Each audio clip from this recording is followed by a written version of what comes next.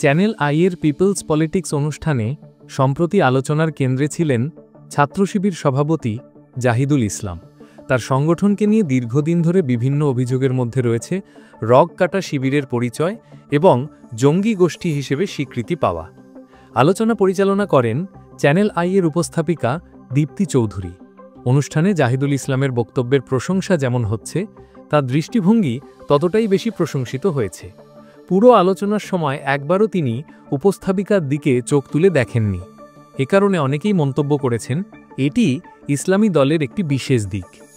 আলোচনায় দীপ্তি চৌধুরী বলেন, শিবিরকে এখনও রগ কাটা শিবির বলা হয় এবং জঙ্গি সংগঠনের সমতুল্য মনে করা হয়। তিনি উল্লেখ করেন, উইকিপিডিয়ায় অনুসন্ধান করলে এসব অভিযোগ উঠে আসে। বিশেষভাবে এমসি কলেজে রগ কাটার অভিযোগ এবং শিবিরের অনলাইনে পরিচালিত বট বাহিনী যারা বিরোধীদের গালিগালাজ ও অসম্মান করে এই নিয়ে প্রশ্ন তোলেন। জাহিদুল ইসলাম এসব অভিযোগকে প্রোপাগান্ডা আখ্যায়িত করে কড়া ভাষায় অস্বীকার করেন। রগ কাটার ঘটনায় তার সংগঠন যুক্ত নয় বলে জানান। তিনি বলেন, 5 আগস্টের পর 1 বছরেরও বেশি সময় পার হয়েছে, কোনো ক্যাম্পাসে এমন কোনো ঘটনা ঘটেনি। এমসি কলেজের ঘটনা তদন্ত হয়েছে এবং ফলাফল প্রকাশিত হয়েছে, যা কোনো প্রমাণ দেয়নি। বট বাহিনী সংক্রান্ত অভিযোগের জবাবে তিনি জানান, তাদের কোনো নিয়ন্ত্রিত দল নেই। তিনি চ্যালেঞ্জ জানিয়েছেন, যদি কোনো ব্যক্তির বিরুদ্ধে অপরাধ প্রমাণিত হয় তাহলে বাংলাদেশের আইনের আওতায় মামলা করা হবে এবং তদন্তে পূর্ণ সহযোগিতা করা হবে। জাহিদুল ইসলাম বর্তমানে প্রশংসিত। তার জন্ম কুমিল্লা 14 গ্রামে। ফেনীর আল জামিয়াতুল ফালাহিয়া কামিল মাদ্রাসা থেকে আলিম এবং হায়দারিয়া ইসলামিয়া মাদ্রাসা থেকে দাখিল পাশ করেছেন। জগন্নাথ বিশ্ববিদ্যালয়ের ইংরেজি বিভাগ থেকে অনার্স ও মাস্টার্স সম্পন্ন করেছেন।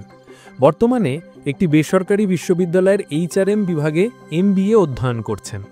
তিনি চলতি বছরের শুরুর দিকে ছাত্রশিবির সভাপতির দায়িত্ব গ্রহণ করেন।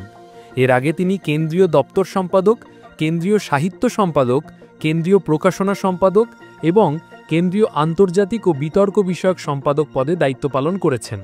এছাড়া নারায়ণগঞ্জ মহানগর সভাপতি এবং জগন্নাথ বিশ্ববিদ্যালয় সভাপতি হিসেবেও দায়িত্ব পালন করেছেন। ছাত্রশিবিরে তার সক্রিয়তা শুরু হয় ছোটবেলা থেকে। স্থানীয় নেতারা তাকে নৈতিক শিক্ষা দিতেন, গল্পের বই প্রদান করতেন এবং নিয়মিত নামাজ পড়ার জন্য উৎসাহিত করতেন। মুসলিম পরিবারে জন্ম এবং পারিবারিক শিক্ষার কারণে তিনি স্বাভাবিকভাবেই এসবের প্রতি আকৃষ্ট হন। জাহিদুল ইসলাম মনে করেন, ছাত্রশিবিরের নির্দেশিকা তার ব্যক্তিগত ও শিক্ষা জীবনে স্থিতিশীলতা এনেছে, পড়াশোনায় সাহায্য করেছে এবং ভালো মন্দ বুঝে পদক্ষেপ নিতে সহায়ক হয়েছে। তার মতে, ছাত্রশিবিরের রাজনৈতিক দর্শন হল সকল প্রকার জুলুম ও নির্যাতন দূর করে ভ্রাতৃত্ব ও ন্যায়ের ভিত্তিতে একটি সমাজ প্রতিষ্ঠা করা। তিনি বাংলাদেশের ইতিহাস এবং মুসলিম সংখ্যাগরিষ্ঠতার প্রেক্ষাপটে এই দর্শনের প্রাসঙ্গিকতা ব্যাখ্যা করেন। ইসলামের রাজনৈতিক ক্ষমতা থাকলে সকল সম্প্রদায়ের অধিকার সবচেয়ে বেশি পেয়েছে এই ধারণার প্রমাণ তিনি তুলনামূলক ঐতিহাস অধ্যয়নের মাধ্যমে দেখানোর চ্যালেঞ্জ দেন। জাহিদুল ইসলাম দৃঢ়ভাবে বলেন, আগামী দিনের বাংলাদেশের রাজনৈতিক দর্শন হওয়া উচিত বৈষম্যমুক্ত এবং সবার অধিকার নিশ্চিতকারী। বন্ধুরা, আপনারাও জাহিদের সাথে একমত কিনা মন্তব্যের ঘরে জানাতে পারেন। ধন্যবাদ।